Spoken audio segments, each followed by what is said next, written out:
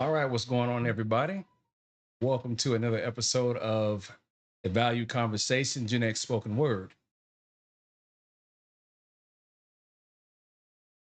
All right, so I apologize for getting a late start right here. I tweaked my back earlier at the gym. So, as a result, instead of me going live earlier as I expected, I'm going to go ahead and just get it out of the way right now. So, I've been icing and putting heat on it for about an hour or so. So, I told everybody I was going to go live. So, we're going to go ahead and get it done. All right.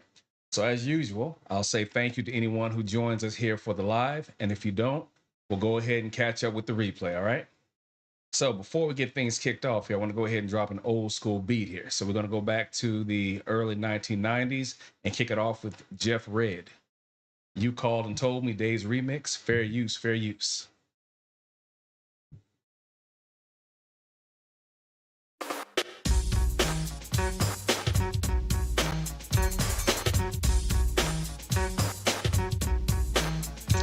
Again, I say fair use, fair use.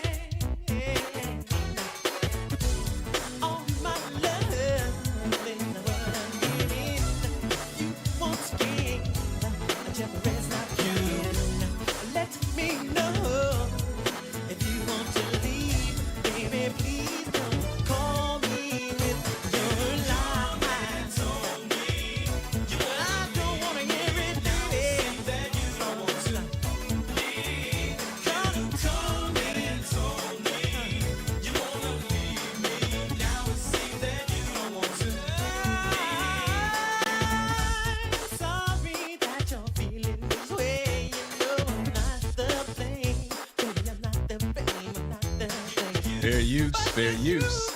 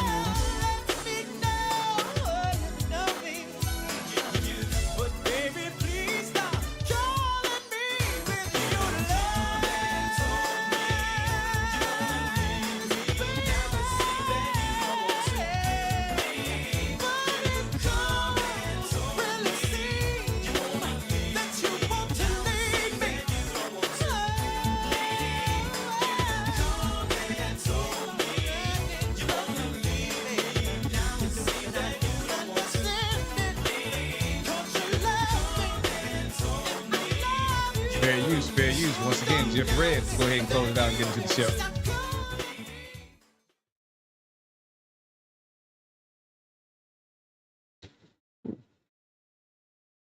All right, get it going here, shall we?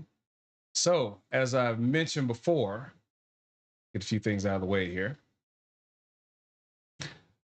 I've been trying to put my channel together so I can focus on Generation X, 1965 to 1980, because as of right now, we've rolled into what we can call or consider the old head roll. So we think about it back in the day here, where if we go from We'll go from we'll say from your left to right. We had the baby boomers, we had Generation X in the middle, and then we had Generation Y. So Generation X was that buffer zone.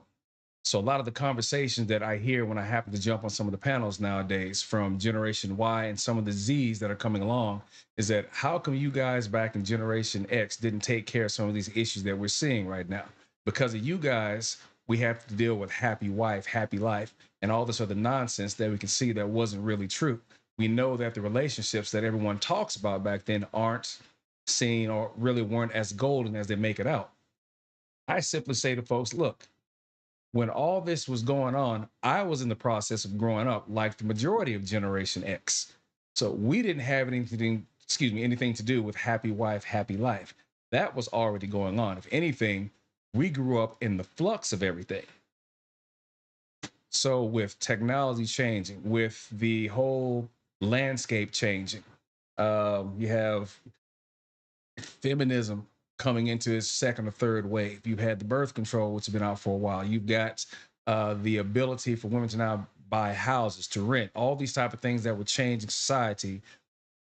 What were we going to do as Gen X? All right, we went with it. And when we got our foothold, well, it's almost 89, 1990 or so, and we're entering that new change. So we're pretty much flowing with it. But one thing that has not changed too much, but we'll say that a little bit of change has come to be here, is inside of the grounds of marriage. So marriage has taken a toll for the worst over the last 15, 20 years, where we see divorce rates um, have started to go up in the last 10 or 15 years. And we've also seen a mood or an attitude to whereas coming into the last 5, 7 years, the idea is that men aren't seeking marriage. Now, that's not true per se. Now, I don't have my stats with me that I would like to put up here for that because I want to make that a different show. But tonight, what I want to do is kind of center things around the ladies for a bit. So we want to have the topic of conversation. So what I'm going to put this in here as her submission has a price tag. Can you afford it? So again, I'm talking to my guys here, all right? So let's go ahead and lead it off here. So one thing I want to do is just say right now that I've been doing a lot of fact checking as of late. And that's based upon the political environment that we've seen out here. But I want to try and get away from that for a little bit. Now, for those of you who follow Fatty, myself, Hamp, and a few other folks out here on the platform, this is going to be in the cycle here for the next maybe week or two for the most part. So I just want to give you some fair warning that you'll see some more conversation on this. However, in the immediacy for myself, tomorrow night, if Fatty's doing his Rage in the Cage, I'll pull up and see if I can get some fact checking done in the background. So that'll be my Wednesday night for the most part. And this is going to be starting around 5 or maybe 6 o'clock. But again, check Fatty's channel to be sure. On Thursday, I'm going to be a part of the super panel. So definitely look me up on that if you can find the link, or if I need to, I'll drop the link myself. All right. So that's what's going to be going on the next couple of days. But tonight, we're going to go ahead and have a couple of conversations here that we can all, hopefully, as adults, have our agree to disagree, or if not, we can simply say, yes, I am for this, or no, I am not. So let's find that lane that we can get in. And again, let's be adults about it. Okay. All right. So anyone who's been around for the last couple of weeks on social media, you've seen Kendra G's, I'll call it semi-disastrous performance. So long story short, she went on Tamron Hall's show here just to give a little bit of information because I guess it was the Valentine's Day edition about relationships and how to future-proof said relationships. So I'm not going to go out here and drag the video out again because anyone who's watching this right now has already seen it. Or if not, just go out and look for Kendra G on Tamron Hall. So we got into her typical, oh, girl, this, and that, and this, what you need to do. You know, I've helped so many people. And it got to a point where the question came down to asking Kendra, hey, Kendra, so what is the specifics of future-proofing a relationship? So she started going into it, and somewhere along the way, it veered off into where, when dealing with the man, well, I got to see his W-2. I want to see his bank account. You know, to the point where, do you want to see his medical records? What do you want to see his past life history? She was asking for a lot of things that didn't really make sense. Like, how much of this are you going to be asking? But what I didn't hear, and I'll put this on Tamron, is that she didn't ask at what particular point in time do you start asking for those in a relationship. In the very beginning, not too many people are going to sit here and ask on the very first date, I want to see what's in your wallet. I want to see your checking account. Let's go by your house. Anybody else living there? They're not going to ask all those questions because you still have to make sure you get past the five senses. All right. We're going to talk about that a little bit later. You have to be able to get past the first firewall of defenses before you can have any conversation about the bank accounts, W-2s, how much money do you make, all that stuff. That comes down the road here. But ultimately, she started laying out that type of nonsense. And I'm going to say nonsense because why are you worried about what's in my pocket right off the bat? And we haven't even talked about marriage. But even crazier than that, Kendra then started talking about the upkeep that comes with certain women. And she seemed like she was speaking about herself. She started to talk about, girl, I've got nails, hair is $2,000, then there's makeup. And she even let it slip when she ventured off and said, if I've got a man, why am I paying for this? Tamron's eyes got wide like this when she caught that. Oh no, Kendra, don't try and walk away from that. Hold up, hold up. So then you get into a whole talk around from that standpoint. But basically what I'm saying here is that she let it slip on how she still carries herself, even though you see her on her show 2 or 3 times a week. So at one point, I had to stop and think to myself, the level, oh no, I'll take that back, not the level, but the topic, yeah, that's better yet. The topic of submission needs to come back into play here. So that is always a sore spot. Now, I don't know how often I can say this, but yes, it gets kind of ill at times. Hey, Gail, what's going on? Appreciate you for checking in. So, how about we just simply do this? All right, let me move a couple of things around.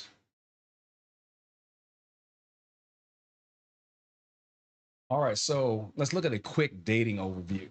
I don't know how many people do this or not, but I'm just going to go ahead and just say that you have some rules that do exist. Now, I even have a whole list of official dating rules, but I'm not going to get into that right now. I'm just going to kind of grease the skids for right now, just come out with a few things that we can go with and people can either agree with or not agree with. But um, there's a few basic golden rules about relationships that's never changed.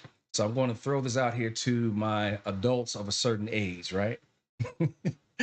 And also for the future old heads, because that's what we, as I'll say, the adults of a certain age are right now. We are those old heads that we used to talk about when we were in our 20s and 30s. All right, so for the guys, listen closely, all right? Men chase, but women choose. All right, I'll say it again. Men chase, but women choose. So that leaves room for her to be persuaded if you are her type. All right, so let that sink in for a second. We're going to come back to that. All right, now for the ladies, um, it's best that you want to be humble and realistic about your expectations after you've done a full top to bottom and a spin assessment of what you believe you have to offer. So essentially, what I'm saying here, everyone, is that we always have to remember value has no worth unless it's agreed upon. So, that being the case, essentially, we all get what we qualify for. So, I don't think that conversation is had enough. All right. We're going to get what we qualify for, but that's going to be based upon what we're starting out with at the very beginning, what we're bringing to that first meeting, or if you happen to get it going inside of the supermarket. Maybe you're out at the mall. You know, you stop up, you have a quick conversation. There may be a brief assessment. You may be in your mode right now where she'll look at you and think, okay, yeah, I can work with this. Or she may think, I'm not really sure, but let's go ahead and set something up and we'll come back to that.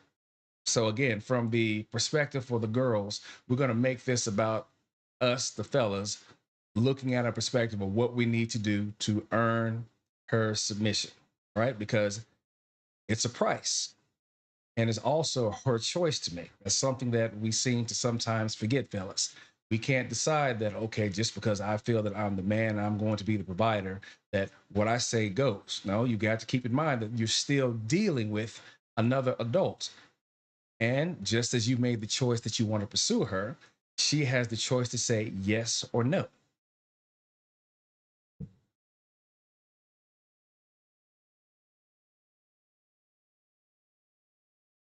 All right, before we go any further, let me go ahead and make this known. So find somebody who knows somebody to tell somebody about what's going on right here. If you like it, let me know. Share it if you do, and subscribe if this is what you're looking for. All right, so let's get into it. What are you bringing? All right, that's the very first thing we have to talk about. And it's not this thing of what I bring to the table. Before we get to that point, the question is, what are you physically, emotionally? What are you bringing that's going to be something that's going to entice her, guys?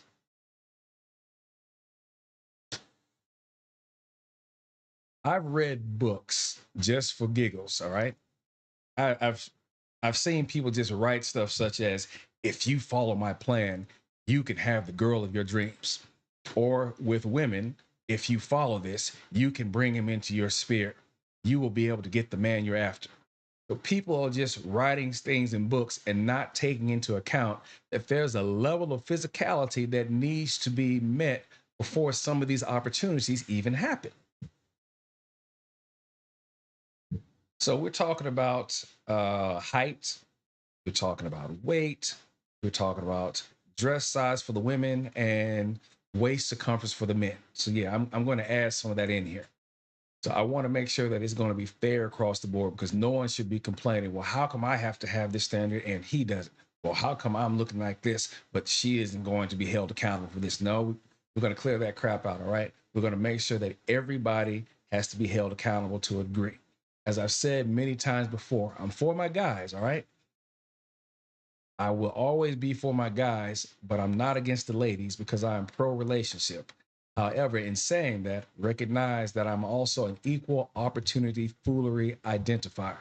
I've said this many times before, and I'll keep saying that until folks get it through their heads. All right. So, for any of the ladies who are watching, no, this is not just the men's channel. No, this is not just a women's channel. This is Gen X for men and women. However, anyone below that or slightly above that, I'm talking about the late stage baby boomers and the early stage Gen Ys. Hey, come on in, check it out, sit down. But understand, ideally, the information that I'm dropping is going to be geared more towards my Gen X folks. But if you find it to be useful, by all means, pick up on it. So, what do we say about height for men? Um, so for the guys, you have three ranges. You have 5 foot to 5'9". That's level one. Then we'll say you have 5'10" to 6 feet. We'll call that level two. Then you have 6 feet to 6'5", which we'll say level three. And then you have 6'6" and up, which we'll call that the God power up mode. So that's the dude who walks in the club who looks pretty much over just about 75 to 80% of the crowd. And he's looking down like this. And even if you're walking in with your girl and you know that she got dressed, came there with you, woke up with you that morning, even she may get shook for a second, like, oh, but then she'll clear her head and get back into the game. And sure, you may see that, but you got to make sure that you're good about yourself. You can't let that sway you. But yes, even as a dude, if you look up and see some guy who's 6'7", 6'8", and it's like from here to here, who's a defensive lineman or something like that, that'll make you give pause. Hey, no doubt. Just someone over 6'5" will catch your eyes. I can remember when I was back in Vegas when I first came in the military back in 91, 92. I was downtown at a club called Botany's with a homeboy of mine. Duke Mitchell. Duke, shout out if you check this up, man. So I went in the bathroom to wash my hands, and as I was drying my hands off, out of the stall comes Dale Ellis. Now, I don't expect anybody who was born after 1985 or 1990 to know this name, but Dale Ellis is one of the top 3-point shooters in the league. He used to play at the Supersonics, the Seattle Supersonics, excuse me. And this brother was like 6'9". So I was really into my basketball back in the day. So when I saw him, I went over to the valet guy who was in the bathroom, grabbed a pen from him, walked up and said, hey, good playing this year, Dale. Can I get your autograph? My man signed it, my best, Dale Ellis. And wrapped it up and I put it someplace. So I know it's probably in my belongings somewhere. But still, the thing was, I wasn't a groupie or anything like that. But this dude was 6'9" and probably one of my favorite basketball players at the time. So I wasn't going to miss the opportunity. So when we walked back out into the club, Dale walked over someplace and there were two girls waiting for him. So he and these two chicks walk out to the dance floor and they start dancing. So they're doing that thing where they're bobbing around, throwing their hair and all this mess, what people would expect. No shade, by the way. And he's just standing in the middle, just 2 steps left, 2 steps right, doing his thing. And I recall looking around the room and dudes who even came in with their girls, right? They're sitting at the table. Their girls were still looking up here like, checking this dude out. Now, I don't know if he was planning on speaking to anybody else or stealing anybody's girl, but the fact is that because he was towering over everybody, he was getting his checks, no doubt about it. But just to let you know that, again, at a certain height, man, girls start flipping out for that.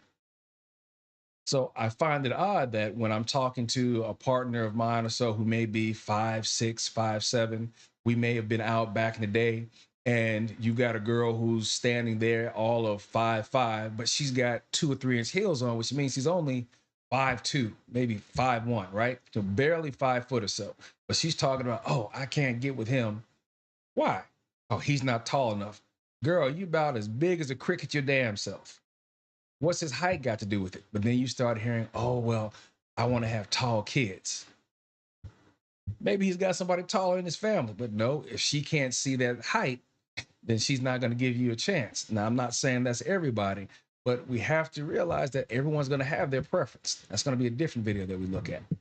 But anyway, getting down to it, as I said before, guys who happen to fall in the 5'10" to 6 feet, that's your safe zone right there. That's comfort. So if you hit that, that's about the new average per se. But 6 feet and up, yeah, you're going to have a better chance depending on if a girl's talking about always want to kick it with a tall dude. Nino Nation, what's going on, man? Glad you stopped by. So what is it for girls when it comes to height? As men, we don't really put too much of an emphasis on her height per se. We don't worry about that too much because generally speaking, again, the average man is normally between 5'7" and 5'9". Whereas the average woman, it used to be a thing of 5'2" to 5'4", maybe 5'5". Now you will get that tall hammer every now and then. Don't get me wrong now, that's something to see.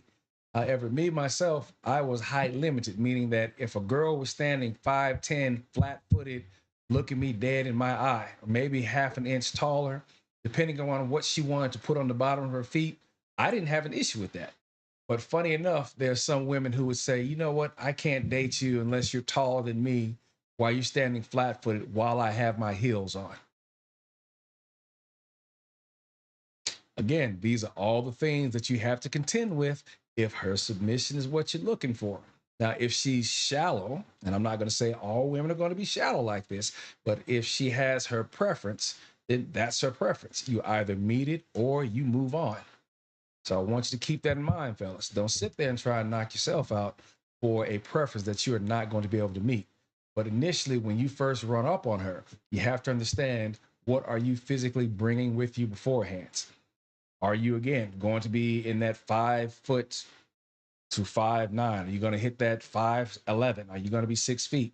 Chances are, if you're standing at least, as I said before, that level 2, 5'10" to 6 feet, you're going to be in the safe zone depending on how tall she is.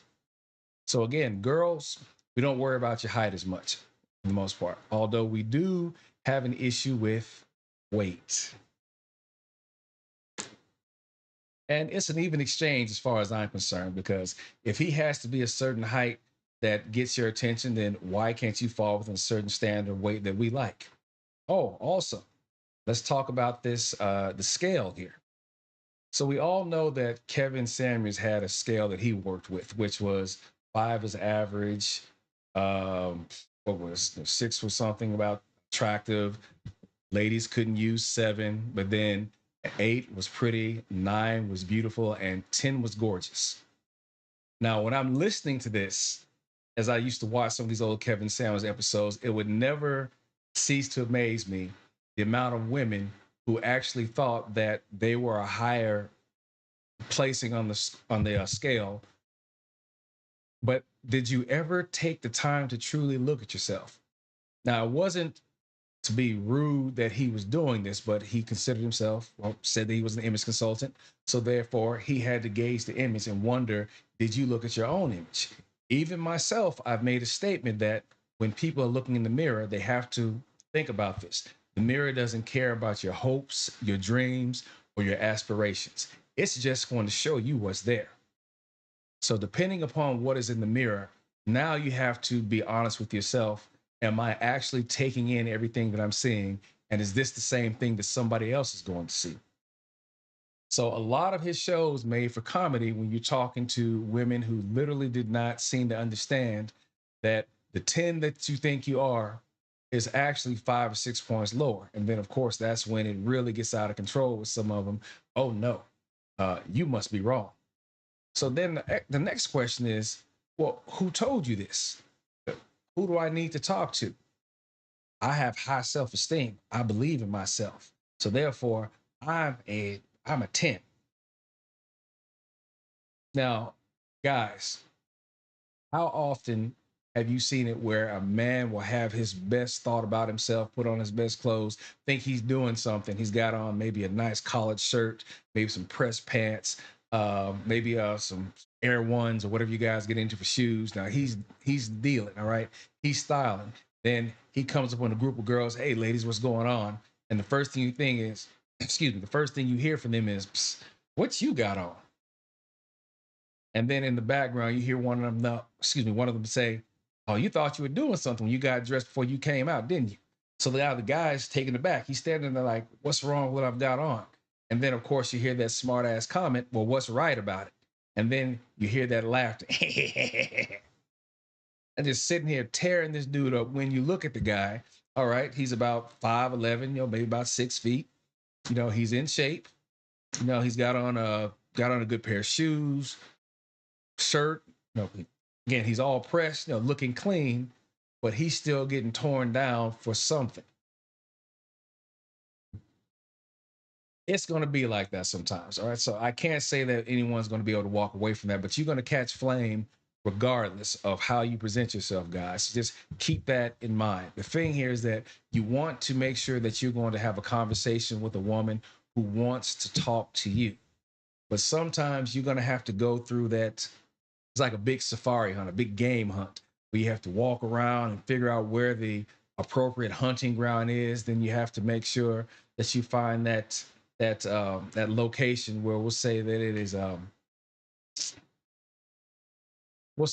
a task lucrative area. All right, high ratio.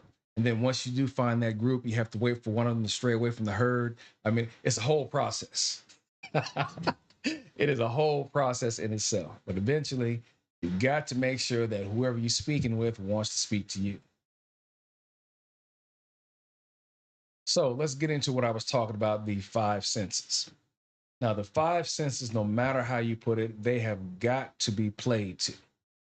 And this is one of the most basic and simple ways to get to that first, maybe even that second interview. But you have to, again, assess yourself and look at what you're bringing. So I would say to a guy who sees a girl who's about maybe 5'4", 5'5", if you're already at that level too, 5'10" to 5'10" to 6 feet, you're good for the most part. Height should not be the question unless she just wants a tall dude because I want a tall dude. As I said before, men chase, but women choose. But that still leaves room for her to be persuaded if you are her type. Keep that in the background. That's always going to be something that will play to your factor or play to your ability, excuse me, if you know how to work within that parameter, okay? So, the first thing that needs to be cleared is sight, what she sees. Now, this nonsense about, oh, well, what about his demeanor? You know, is he real candid? What about his heart? Now, what about his ambition? That doesn't mean a damn thing unless she can look at this guy and see herself being with him. So when you hear all that stuff coming out, it's a moot point. That means nothing.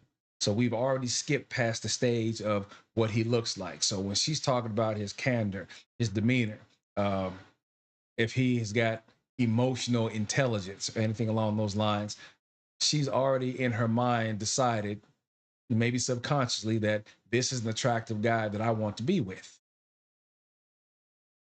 So keeping that in place now, if you get past that first piece right there, that is the most important part. Don't ever let that go. If you get to the point to whereas you can have a conversation and it goes past 5 or 10 minutes to where she's asking questions about what do you do, where you're from, and you're both exchanging, that means that you've gotten past that first hurdle. You are something that's, or excuse me, you are someone that she could possibly see herself being with. So you move along to the second stage, sound. So we're talking about sound. What's your game like? All right, what type of mouthpiece do you have? Do you have knowledge of current events? Or if not current events, uh, do you have an ability to watch and see what you're getting from her? Check her out. What's she wearing? If she's got something in her hand or on her phone, ask her, hey, what are you listening to? If she happens to be playing music, or if she does play music on her phone, the question is still valid. Find something about her that you can have a conversation with that allows you to find topics that you can work from on the fly. And that's something else that I've seen that some of you young cats, this is me steering away from my Gen X folks for a second. Some of you young cats are scared to get out here, it seems, and have that straight up conversation. Rob Platinum, what's going on, man? So again, everybody in the chat just showing up. It's only a couple of you, but still, I appreciate you taking the time to swing through. Always a pleasure. So again, for some of you younger cats, there's this thing that you guys really don't seem to be comfortable with, which is having a direct conversation with some of the girls while you're out in certain places, unless you show up with them or you already know them. And I get it. I truly do, because I have sat here and watched either from a video, or let's say maybe I'm out someplace and I happen to overhear a conversation of the girls talk about, oh, this dude approached me so and so the other day. He wasn't even anywhere near what I was looking for. So, hey, I had to let him know, hey, you ain't the one for me. So we've seen videos where guys walk up to a girl in the gym and have a conversation, and it's going to go either one of two ways.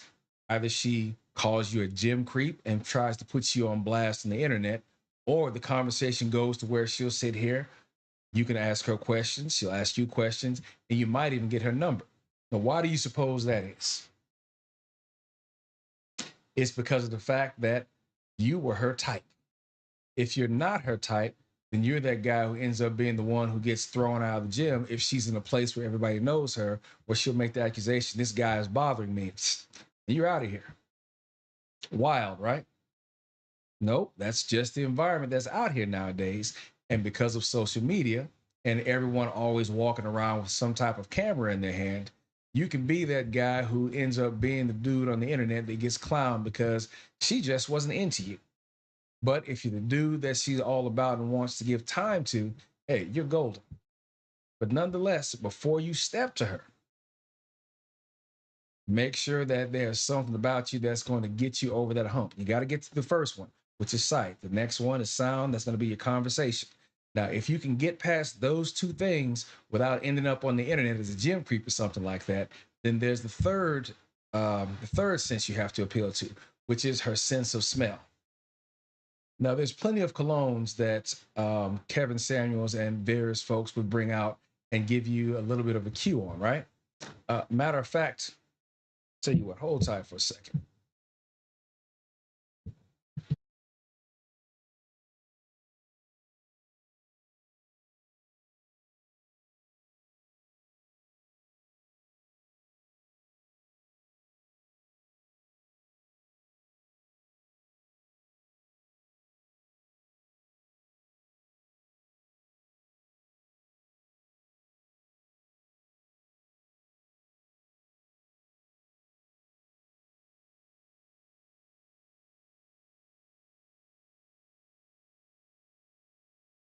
I've got some fragrances in here that I want to show everyone.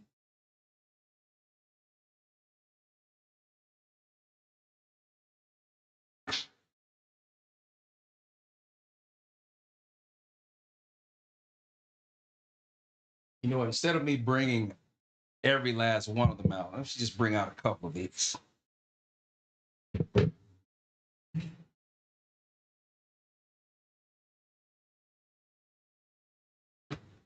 This should be slick.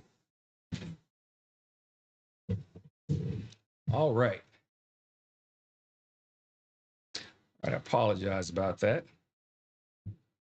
So this fragrance is called Dubai Oud Cashmere. I think I may have shown this on one of my other lives here. So this is a fruity type of smell, oil based, and it comes from Dubai. So that bottle is about $310 or so. So I don't go out and buy these all the time, but there's certain smells that I do like, and if I do want to smell good and have something that no one else has, I go with that definitely. Now, I also have a taste for a guy by the name of Michael Malul, and he's got an excellent collection that I find out at the Virginia Beach store. I forget the name of it. Uh, smell good, smell well. You know what? I'll get the names of some of these places the next time I come in. So this one is a wood, actually, wood Cardinal from Michael Malul from London. This is about 175 or 180. So this one is more of a wood, a sandalwood type of smell. So if you're into sandalwood, definitely something that you want to look into. And then he's got another one, which is called Amber Plus Smoke. And it's a smoky fragrance, so to speak. It's still a little bit of a cider type of whiff that comes with it. But there are many of folks that you'll find out here that if you haven't seen them before and you get a whiff of it, you ask yourself, okay, damn, where's this coming from? How much does this cost? So some of this is not going to be cheap. It's not going to be the jute or the Fahrenheit that some of us went in the military back in the mid 90s. You can go into the BX and buy it for 35 or 40 bucks. There may be a little bit more of a cost on this, but it's worth it for that smell because, again, you're trying to find some way to distinguish yourself from everybody else. So you've got to have that marker. So first thing, excuse me, the first three things again: sight, sound. Okay, what's your speech pattern like? Smell. What type of cologne are you wearing? Something that's really going to get into our nostrils. And now, if you've got those first two areas covered, this next one should be something to help you seal the deal to make sure that there's a second follow up. That means that you've gotten past the interview. So when you get to round two, sight, sound, and smell. Those are the first three senses that determine where things go down the road. Now, let's say you get past the first three and you happen to get that call back, as a partner of mine used to say. Matter of fact, Dwight, you go back and check some of the earlier videos. I've got a partner named Dwight who I've known for about 20 some odd years, and Howie as well. We all kick it every now and then when we get together, but Dwight used to say, hey, man, you know you're doing all right when you get that call back. So if you get that call back, that means that you've covered those first three senses and she wants to see you again. Are you doing fine? The next thing now is sense number four, which is taste. So somewhere along the way, if you guys didn't go out for a meal that first time, or maybe it was something small like Starbucks. Yeah, we know there was some controversy about a year or so about, "Oh, I'm not going to Starbucks. Oh no, you know what? Got on such and such. No, I'm looking too good. We need to go to somebody else. We need to go someplace else. Let me upgrade your experience." Whereas you say, hey, let's go to Starbucks. She doesn't like it. So she texts you back. You know what? I've got a better idea. Let's go to so and so. Okay, now, girl, you're doing too much.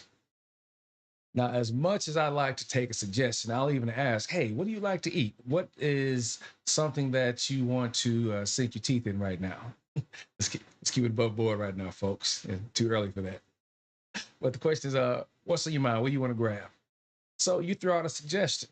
Now, if she's good with that, then there'll be no problem to where she lets you take her. Some girls will simply say, "Oh no, you decide." Then you get the, "Oh, is this what we're doing?"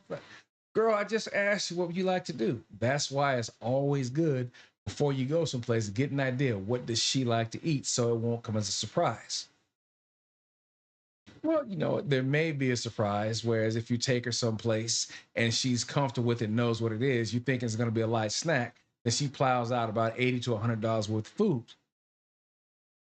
I'm not going to go down that track. That's just too much to be done with that.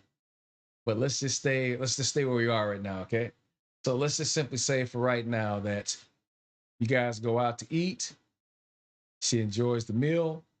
Oh, hey, sight, sound, smell, and also the meal is good. Oh, you're winning right now. The only way that you win any better is if you can cook for her. So right about here, I'm going to call a timeout. Now, the reason I'm going to call a timeout because this is no longer the 90s or the 2000s where you would meet a girl outside the house, maybe at the gym, maybe at the mall. You can get her number, and then within a day or two, you would actually meet her outside. Yeah, you would actually be able to meet her in a public place. To whereas there wasn't this thing of, oh, no, no, it's too soon to meet. We need to talk on the phone for another month or two. No, you can go ahead and FaceTime me. Yeah, we'll talk like that for another week, 2, 3 weeks, until I'm comfortable enough to come out and meet you someplace. Now, in a woman's defense, things have gotten a little bit I don't know, I don't want to come out and say dangerous, but the landscape has changed in the dating environment a whole lot, a whole hell of a lot, let's say, since 1995. We're talking 30 years ago. So it's rare that I hear someone on some of the panels that I may sit on to say that, yeah, I met a girl out the other night and then I met her for lunch the next day or a couple days ago. No, it's the thing of, yeah, I gave her my number. She gave me a call. She texted me and we ended up doing this for about 2 or 3 weeks before she had actually would be seen someplace with me. Oh, and don't even have the conversation about being able to come to her house. Mm-mm, not a thing anymore. Now, again, back when I was in my mid to late 20s, we were always, and I say we as in a group, or should I say the cohorts that I had, and folks in my group, we always expected within maybe, I don't know, maybe a week or two to be able to go over to her house. And this is what it was like. I'm talking about the time when I was stationed in Germany. I was at Ramstein Air Force Base from 1997 up until December of 2000. So right in that time frame, this is where the getting was good. We're talking about R&B.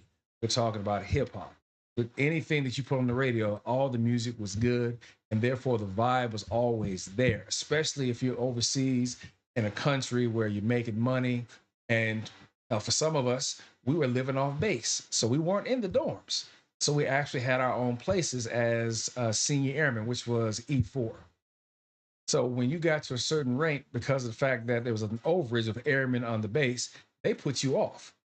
So all of us were getting our houses in different places. Some guys were able to get a German landlord that would give them a full house with maybe 2 or 3 bedrooms, 2.5 baths, or some of us, like I got lucky, I found a place out right outside the base, about 10 miles, bit of a country stretch, but I had a top floor of apartment where I could open it up, look outside from where the roof was, where it slanted on the top. It was decent, 2 bedroom, 1 bath, but it was a good amount of space. But the biggest thing is that it was mine. And if I wanted to entertain, I didn't have to do the thing. Whereas if you had a roommate, you put a sock on the door to let them know, hey man, don't come in. No, you got your own spot. So that was great if you met somebody while you were out, because if you wanted to, you could say, hey, Here's my address. When you come over to my spot? And again, back then, a girl wouldn't have a problem saying, yeah, I'll come check you out, because there was no real sense of danger per se at that time. It was there, but if you put your vibe out right, you made sure that she had nothing to worry about. So again, sight, sound, smell. Now we get to taste. Instead of taking her out, you would cook her dinner. But again, that meant that you had to let her come to your spot. Wasn't a big deal. Now, when it came to letting the girl come over to your spot, you had to be smart about what you did, right? You just can't let her come over and have your phone sitting somewhere, to whereas if it rings, somebody's going to pick up and ask questions. If you're acting funny, how come it sounds like you got somebody there the way you're talking? See, I had a partner. I'm not gonna give his whole game away, but I'll just say that his name was Kelvin. All right.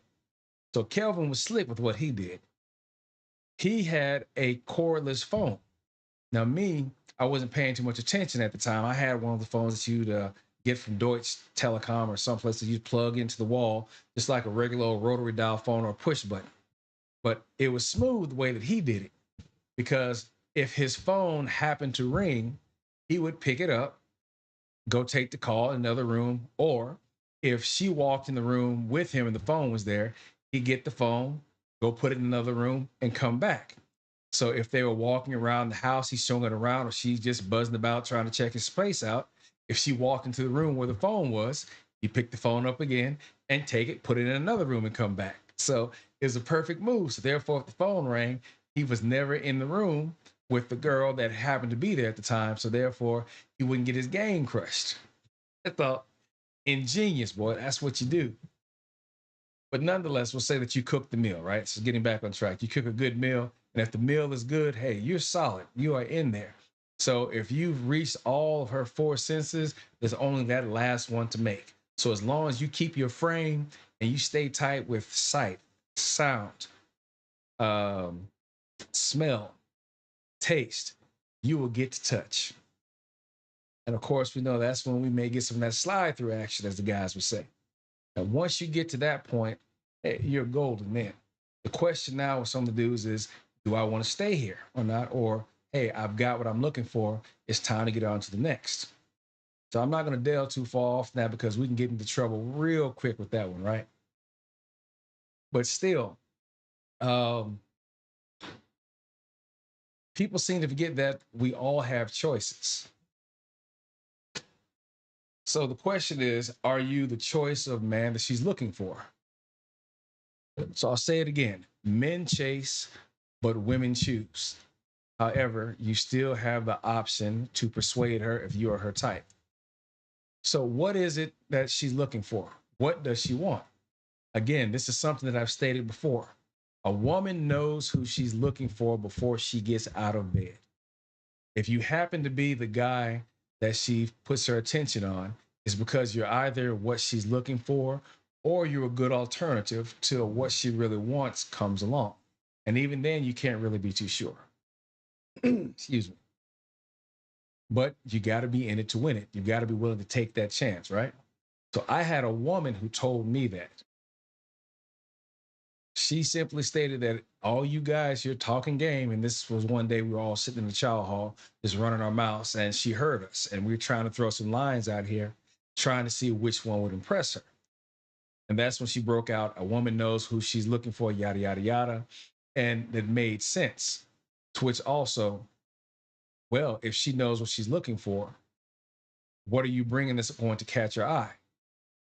And if you are within the range or within the parameter, we'll say the margin of error. If you're within the margin of error, let's say you're again level 2, 5'10" or above, you already got something going for you. You got the height thing. Now, what type of shape are you in? Are you exercising on a daily basis? Are you swole, ripped, or are you just athletic?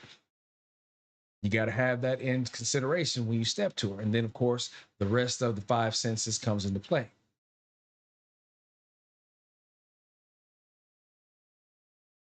So the thing that goes after that, when she made that statement, is now looking back, and I think, damn, that was probably some of the best advice I'd ever got. Now, a lot of guys like to think that, oh yeah, I had my homeboy, I had this old head who hooked me up. But sometimes you got to think about it. if you're talking to the right female, she'll put you on some game. Now, what is it something else that you also know about women if you got your game face on, right? If you're the dude she's looking for, she will give you all the answers to that test. It's like an open book test. You will not fail if you are that dude, provided that you don't stink, you don't put your hands on her, or you're not caught out here running game and she catches you in the middle of it. Otherwise, hey, that test is laid out for you. You cannot trip up. Don't ruin your opportunity, all right? Don't try to do too much if it looks like you're winning. Take the win and decide on whether or not you want to spin again or go ahead and settle and fold for the moment.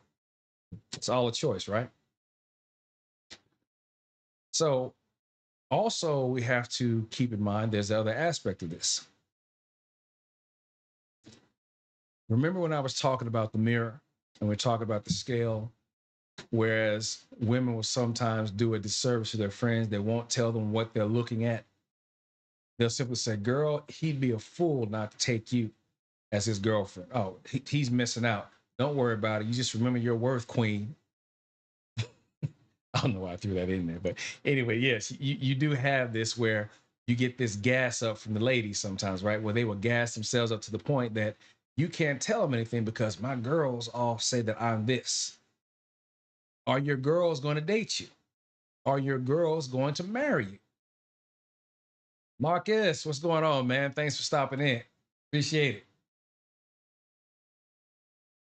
Yeah, I'm getting a decent sized house here. I don't expect to get a lot of folks in here but for those of you who do show up, as always, I appreciate you taking the time to come through. So as I was saying, that girl will always think the best of herself. She will think the most. She will do entirely too much because her girlfriends aren't considering the fact that they are not the ones who are going to be with her. All right. Just because your girls tell you that you are an 8, are you? Now it's the same thing with guys. We know for a fact when we got one of our partners who we know he's not in the right type of shape, but he's looking at a particular girl. Hey, yo, that's female over there. She said, yo to me, man. I'm gonna sit there and go up and holler. Like, wait. Is that what you really want to do right now? Are you sure you're at your best, man? Check yourself out. Are you looking the way you should? Well, what do you mean? Yo, you fat. I mean, yeah, we would cap on each other like that. Now, weight was never a problem with me staying in shape, keeping everything down around the midsection and everything. So it was not a big deal to me if someone would say, "Oh man, you're fat," because I wasn't. It was just a joke. But they'd be talking about, "Hey, what's your gang gonna be like? Watch me, check me out." I go over do my thing. I've got a phone number. Hey, we're out for the weekend. But some of the fellas in the crew maybe didn't have it like that. But still, it didn't mean that we didn't take the time. Hey man, before you do this, check this out. Here's something that you want to do. So you have to talk about here's a certain way you want to dress. You want to keep keep things looking good about yourself. If you're not in the best shape, then here's what you put on that'll still let you look good, but you're not going to be walking around with a smock or anything like that. But you want to make sure that you give her some good angles when you're standing there. So all this can go on while you're still in the gym. Hey, get it out. Now, one thing that I will say, and I've heard across the board, even Medium Man has said this, to which he's on the back end of Generation X himself.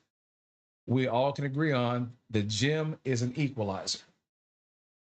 Hey, take it for what it's worth.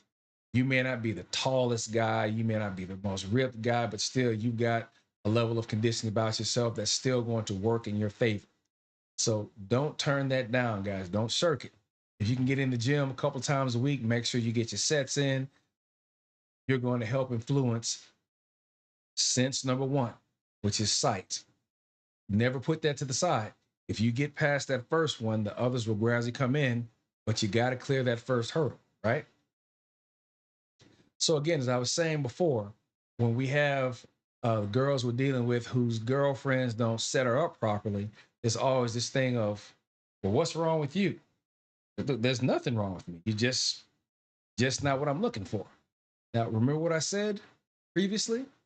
Value has no worth unless it's agreed upon, because in the end, we all get what we qualify for.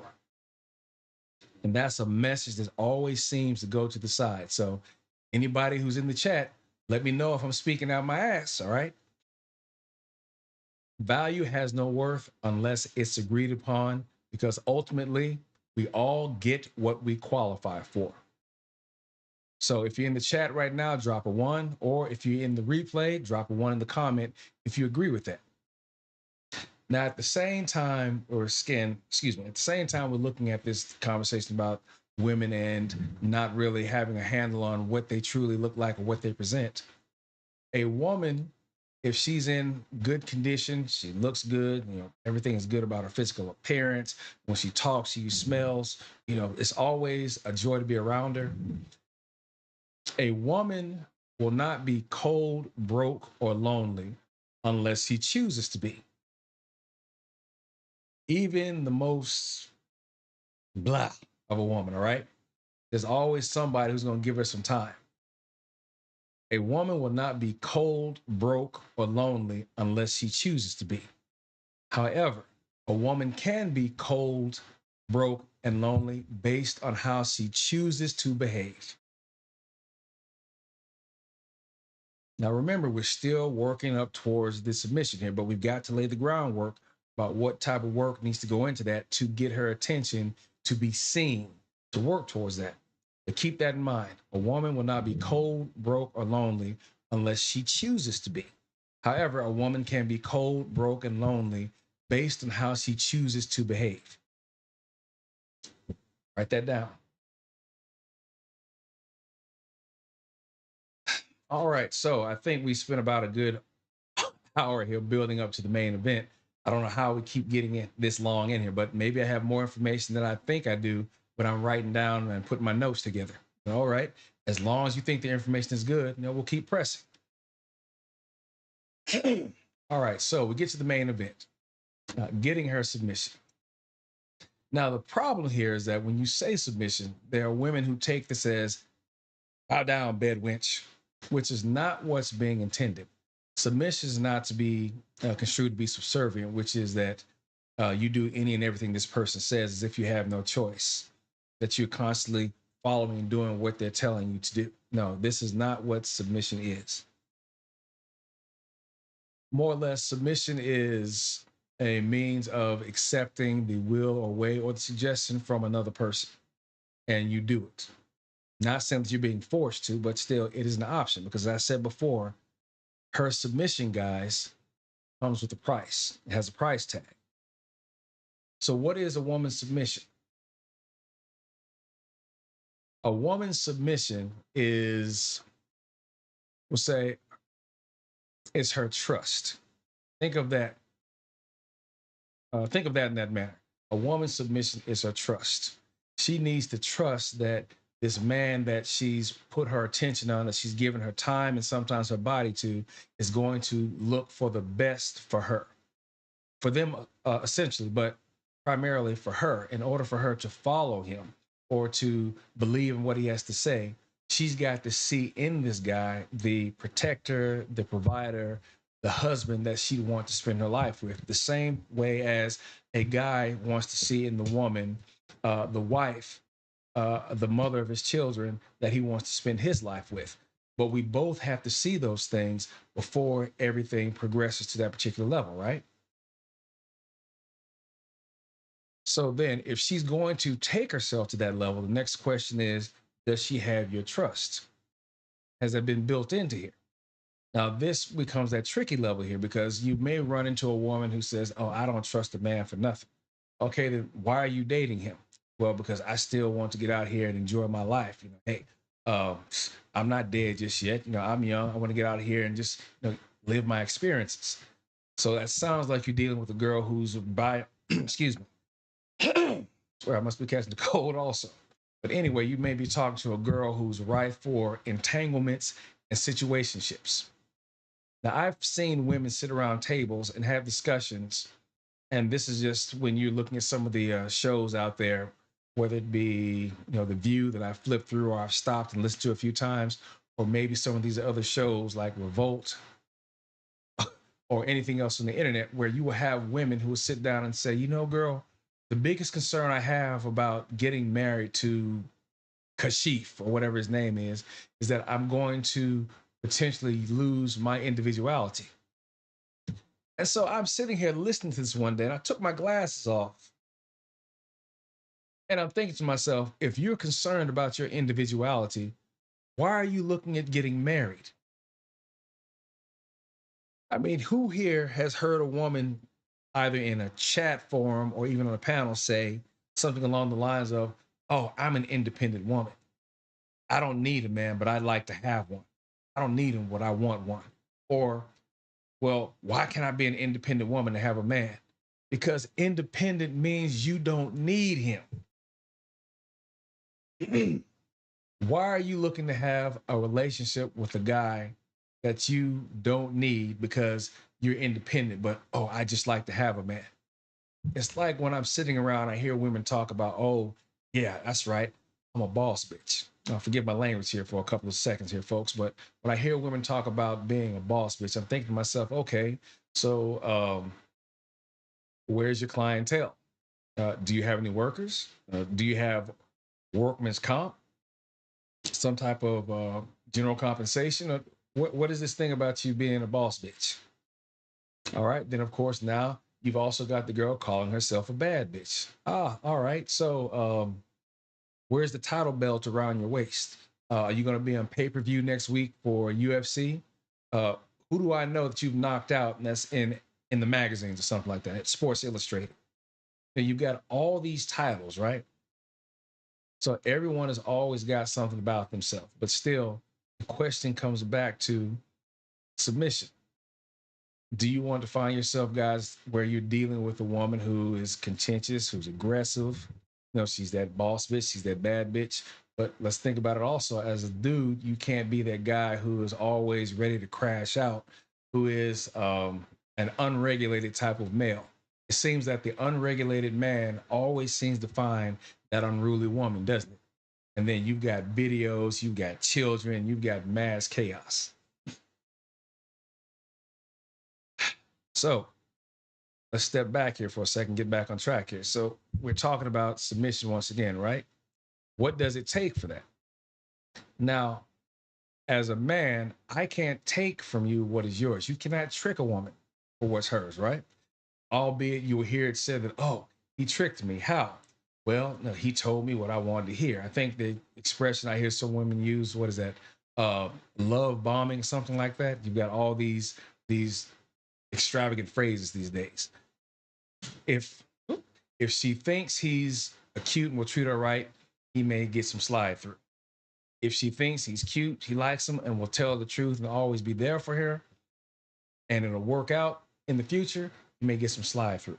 But the minute this dude slides through, beats it like a heathen, and gets gone, all men are dogs or trash, whatever you can think of. Oh, he tricked me. No, no, no. Because as I said before earlier, you always have choice. I don't know if it's going to be a good or a bad one, but the choice is still always going to be yours. Therefore, unless this dude is in here just strong handling, beating, and yeah, he needs to go to jail. As a man, I can't trick you for what's yours. I can't make you give me what is yours. I can only convince you why you should, because at that moment in time, I'm a salesman. I don't want to make that sound facetious or dismissive, but again, at this point in time, I am trying to convince you why I am the best man for the job right then and there. Regardless of if my intent is good or bad, you still have control of the situation because you still have a choice. The thing is, are you making this choice based upon this guy presenting the best image that you can see? Now, I don't know if your spider senses, if you have that, girls, what is that woman's intuition? So you have woman's intuition and a man's gut instinct. Both of those are fallible. I don't care what anybody says. Oh, I trust my instincts. You know what? My instincts too, but it doesn't tell me anything. So basically, I'm not going to sit there and just trust instincts. I'm going to use observable reality to see what I am seeing. I'm going to make my assessments.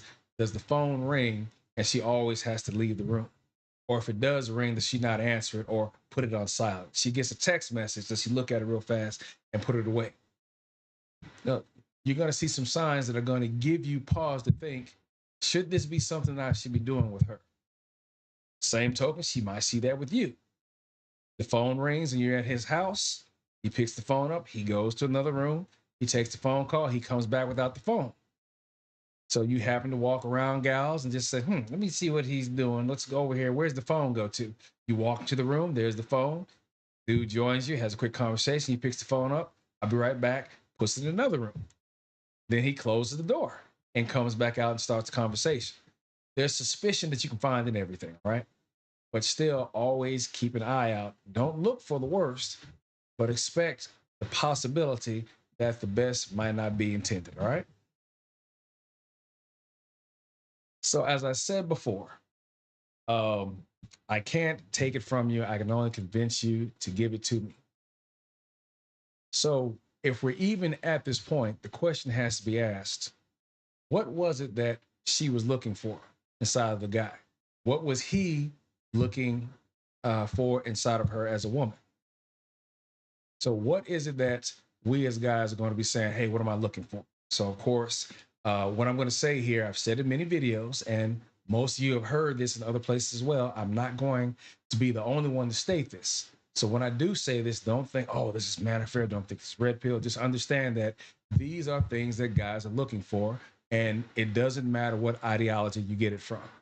So, we're talking feminine, fit, friendly, fertile, depending on age. Is she cooperative? All right. Is she someone who is also agreeable? Does she show discretion, discernment? And for the most telling part, is she capable of bringing peace? Right. Generally, that's what we're going to be looking for as guys. But we don't get off that easy, guys, because again, we're talking about getting to her submission. We're talking about earning her trust. She needs to see something in us that means that we could possibly be that man she wants to spend her life with. So, what is it that we need to bring?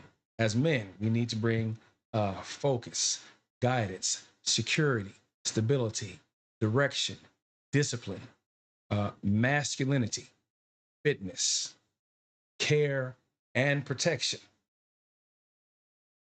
Now, again, this is just my list. This is something that should be on the top of your head right then and there. If you get to a certain point after you pass the 5 phases, or should I say the 5 senses test, and now you're becoming an item.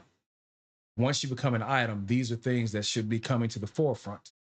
And you should be able to list these things that I've mentioned right there off the top of your head if you get to that point, because now it's apparent that you guys are serious, provided that you're not out here messing around.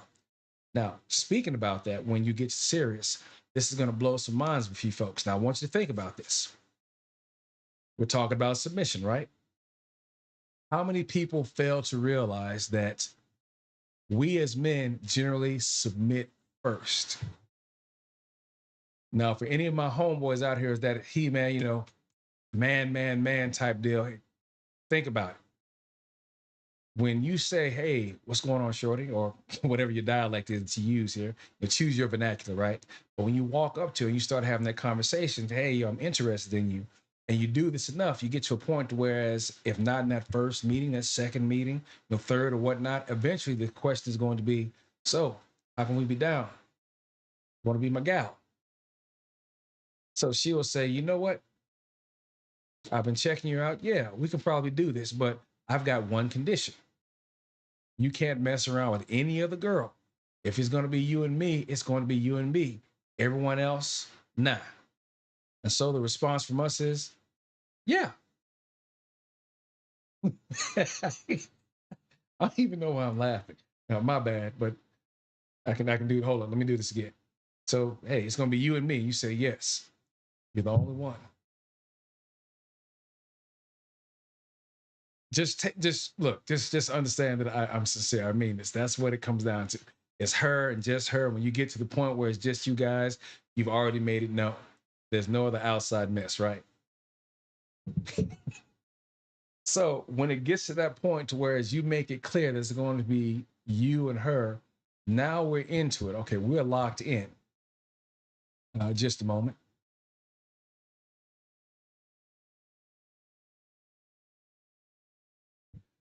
Excuse me. So we are locked in, and it is clear that there's going to be something between us, that there's going to be a relationship. And when we get to that point, now the next thing that we're looking at is So, how are we doing this? If I'm going to be a provider, am I going to be providing 100%? Or then there's that 50-50 conversation. Oh, I can remember when that 50-50 thing had really gotten kicked up about a year or so ago, where, oh, you know what?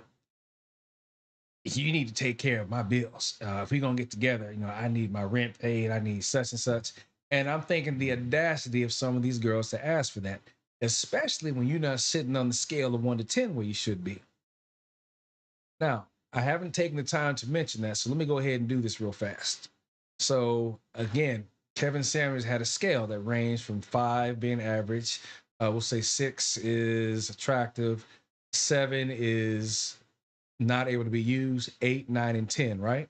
So I devised a scale with a little bit of a change to it, some nuance here, because I was seeing too many women saying that, well, I'm a 10. No, no, you're not. As a guy, if I would look at myself, I'd say, okay, the best I can muster is probably going to be a 6. And that's on a good day, even my best day. That's just me being honest with what I see in the mirror. And why would I say a 6? Because at my age, I can still take my phone out, go to certain places, speak to a woman, put my phone out in front of her, and I will get it. I will get her number. She'll put it in my phone. We'll call. We'll go from there, or it doesn't go anyplace. But still, the fact of the matter is that if you can go out and at least date, at least we'll say 3 or 4 times a month, you're on the attractive side. Now, add that 3 or 4 times a month for 2 or 3 months. So we're talking about 16 dates, or excuse me, 12 days, excuse me, inside if we're doing that inside of a 3 month period. So yeah, that's above average, which would again, 5 is average, 6 being attractive. 7 is what I would call pretty/cute. 8 is beautiful, 9 is gorgeous, and 10 is extraordinary beauty. I'll say it again. 10 is extraordinary beauty. Now I'm pretty sure that everyone has been to school and we had our introduction to the dictionary. You should have a decent vocabulary, and we know what definitions are. So if anyone is hearing me say that a 10 is an extraordinary beauty, there should be no misconstrue here. If a woman makes the statement of I'm a 10 and you ask her, have you thought about this? You break the scale down, you're saying that you are an extraordinary beauty. If she sticks with it and she is a 5 or maybe even a 4, you just got to let that go. Matter of fact, why are you even having this conversation? Again, illusion exists for men and women, right? More so it seems for ladies, not to poke at you girls, again. But as a guy, if we're smart and we're being more reality based, we are not going to make this type of statement that we are going to overinflate what we see.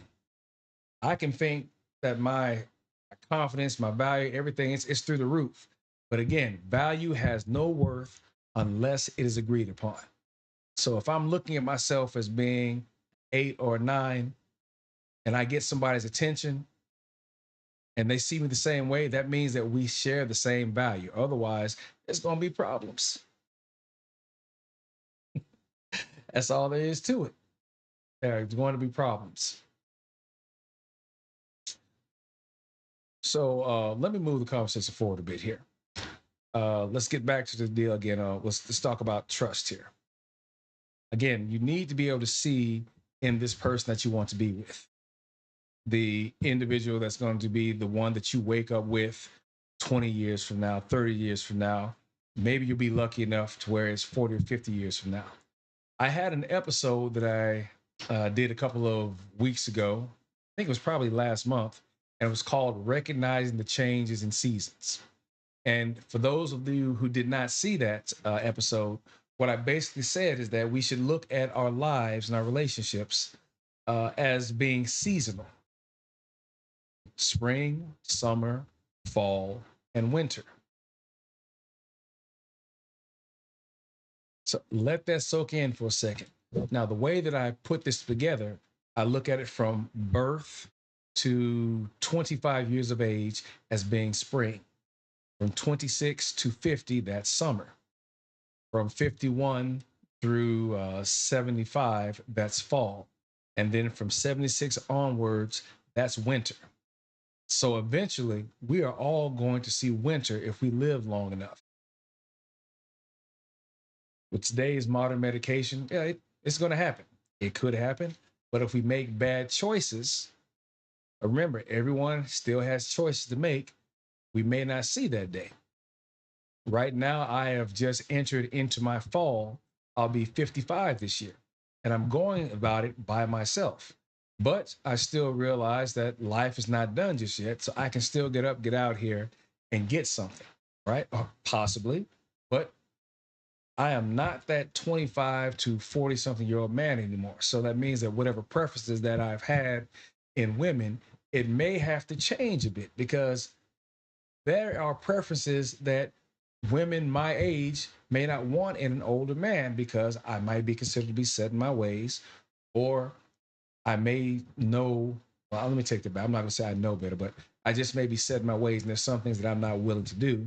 That she may talk to a younger man and enjoy certain things. But that younger man may take the time with an older woman because he realizes maybe she's expressing herself because she's now got all the kids out of the house. She feels comfortable with who she is. She's ready to do certain things that she wouldn't have done when she was younger. But what she may not realize is that when all is said and done, if this young man still wants a family, he's not going to keep her. He's going to look for someone that he'll possibly be able to have a relationship with and start his own family. So when we get older, man and woman, we have to realize that we get to the point where we start aging out. So the question is, for those of you right now who happen to be in a relationship or are married and you're past the age of 45, ask yourself, are you going to have a good winter? Are you already en route?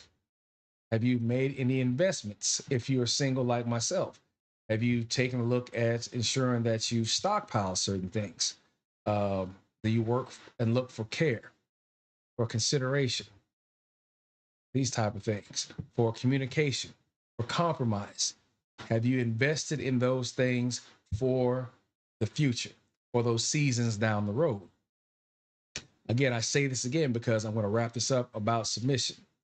If you have, as a man, now, I'm not talking about being scared of being able to express yourself, being able to say certain things that you wouldn't say when you were younger. Because again, I'm realizing now that I'm older, there's certain things that I don't give a shit about that I may say or that I may consider that I may have had a different perspective when I was younger.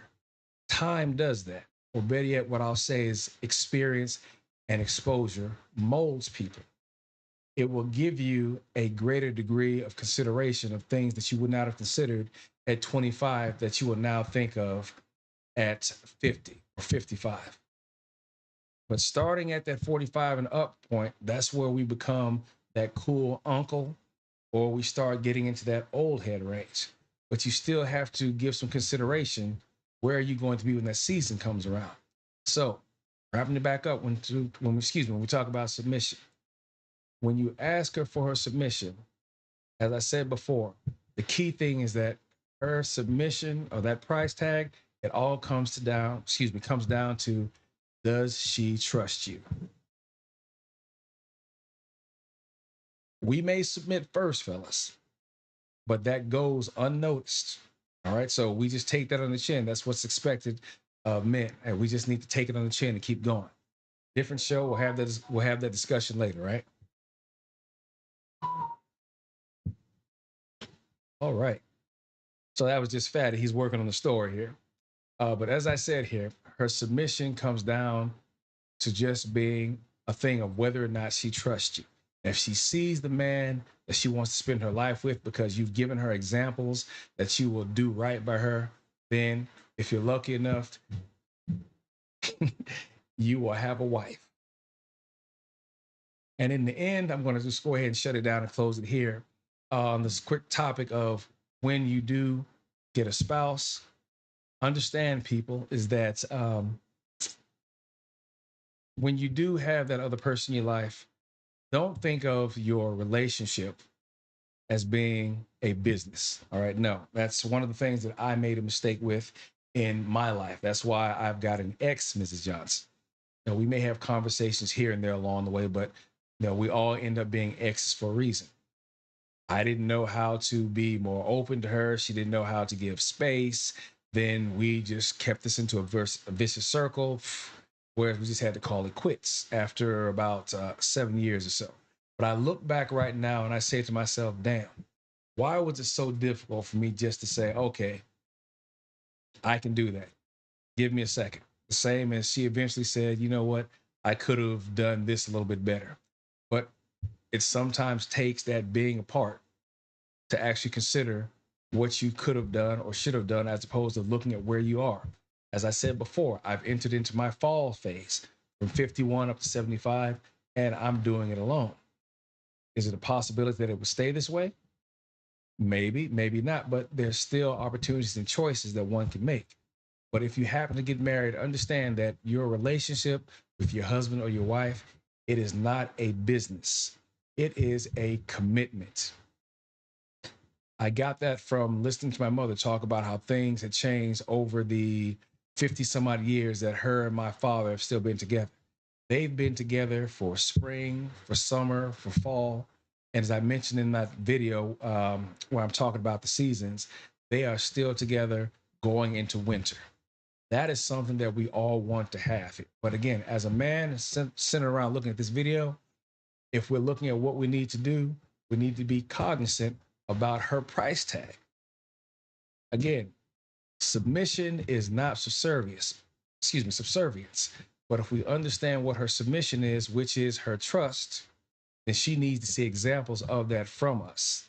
And if she sees that and feels that you will do right by her, she will be your Mrs. And becoming your Mrs., this means that she is not your friend, she's not your pal, she's not your buddy. The same thing, ladies. Your husband, at least this is myself, all right? And I'm not the only one who thinks this. There are a few folks that I've met along the way in the last 10 to 12 years who think the same that I do. I'll say this again.